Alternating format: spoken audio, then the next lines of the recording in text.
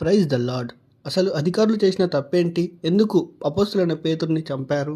అంటే క్రీస్తు శకం 64వ సంవత్సరంలో జులై మాసంలో రోమా నగరంలో పెద్ద అగ్ని ప్రమాదం జరిగింది. అప్పట్లో నీరో చక్రవర్తి రోమ ప్రాంతాన్ని పాలించేవాడు. మొత్తం 10 ప్రాంతాలు ఉండేవి. అందులో 3 ప్రాంతాలు మొత్తం అగ్నిలో కాలిపోయాయి.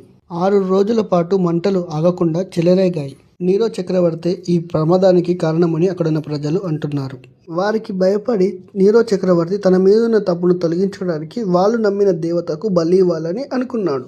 అప్పట్లో రోమా దేశంలో క్రైస్తవుల సంఖ్య చాలా తక్కువ. అందుకని క్రైస్తవులను హింసించి వాళ్ళు పూజిస్తున్న దేవతకు బలిగా అర్పిస్తున్నాడు. అందుకు కొందరు క్రైస్తవులు ఫరోకు వ్యతిరేకంగా ఉద్యమం చేస్తున్నారు. ఆ ఉద్యమం పనికి అందులో ప్రధాన నాయకుడైన అపొస్తలుడైన పేతురుని చంపితే అందరూ భయపడతారని అతన్ని తలకిందులుగా సిలువ వేసి చంపారు.